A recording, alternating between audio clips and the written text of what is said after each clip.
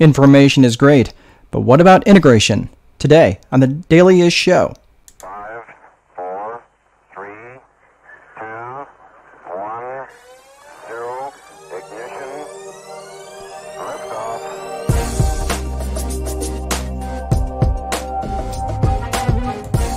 All right, everybody, welcome to the Dailyish Show, a show not just for rental housing providers, but anybody looking to be a little bit more time wealthy, have a little bit more control over your calendar. Today is the day for you to listen to, because we're not just talking about information today, but also about integration. Here we go. I'm just getting caught up in my own words.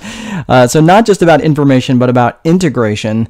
And this was really a great conversation that was started by a good friend of mine, Adam Adams, and he's connected to me on Facebook, and I got to know him fairly well. He's a good dude, really good marketer, like just somebody who anything that he posts, I just tend to watch or tend to read, because he just has this ability to draw you in no matter what it is. And it's he had a really good post the other day about information, about well, actually, it wasn't just him. It was actually this other guy.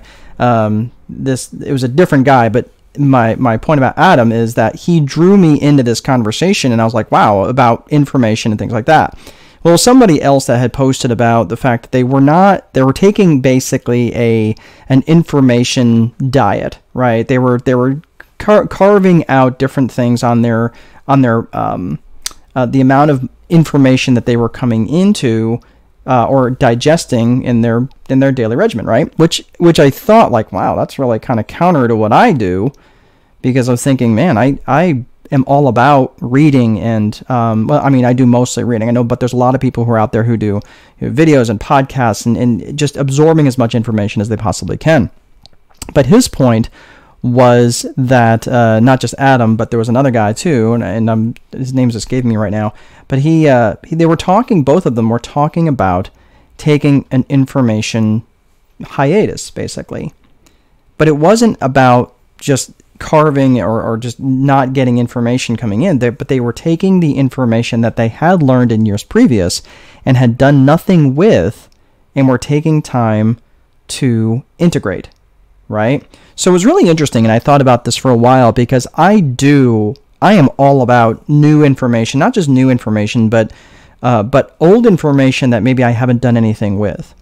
So it was interesting because I was thinking about, well, I read a lot of books. I mean, I read a lot of books, probably more than most. And I would say I average about a book a week. So I was thinking, well, I'm not saying that so I can get accolades, like, wow, good for you, right? But because, trust me, I need all the help that I can get. But I read about a book a week, but I often, I mean, if I'm looking at raw numbers, I probably read about maybe on average 2 books a week.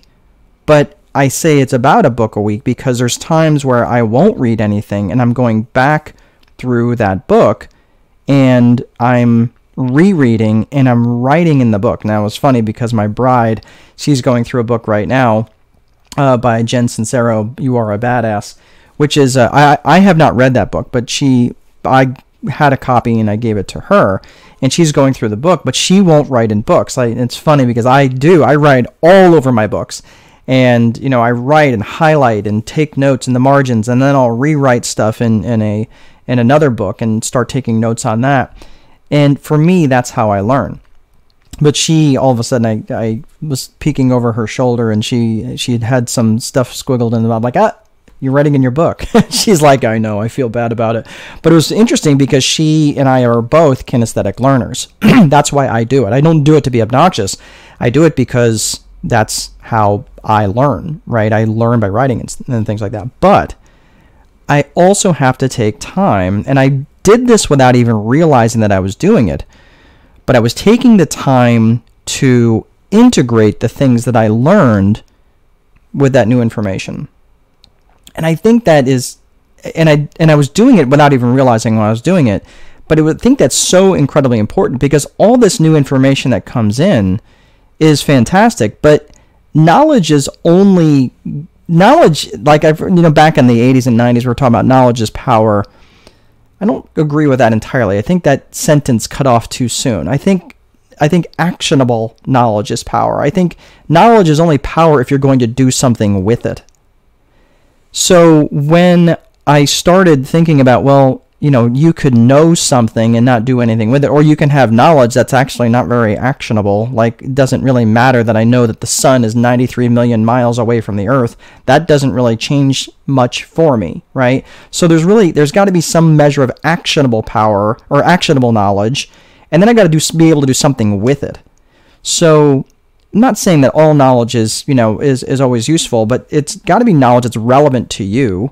Right. That's also why I don't get drawn into the news, the latest news of the day. I mean, I kind of hit the highlights based on whatever's out there on MSN or on Fox News or things like that. But I'm not even very dogmatic about who I'll listen to. I just kind of get updated, then move forward.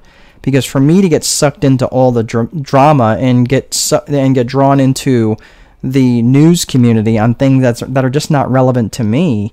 Yeah, I want to stay up on current events, but I also don't want to get drawn in. I don't want it to derail me from my vision.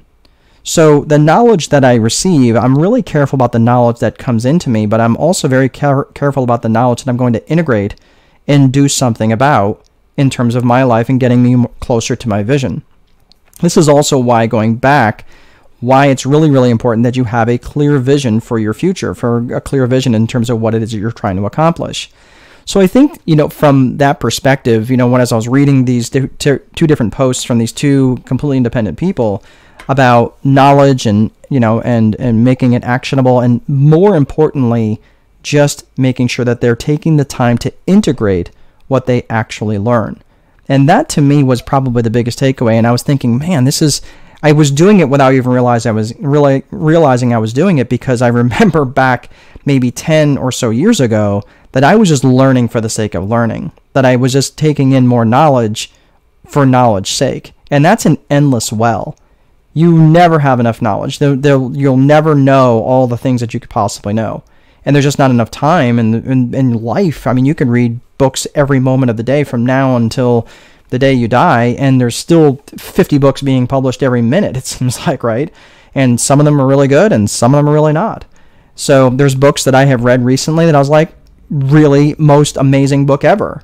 And then there's other books I've read was like, meh, right? It was like not terrible. Was there a takeaway? Sure. But some of it seems a little recycled, and some of it seems brand new.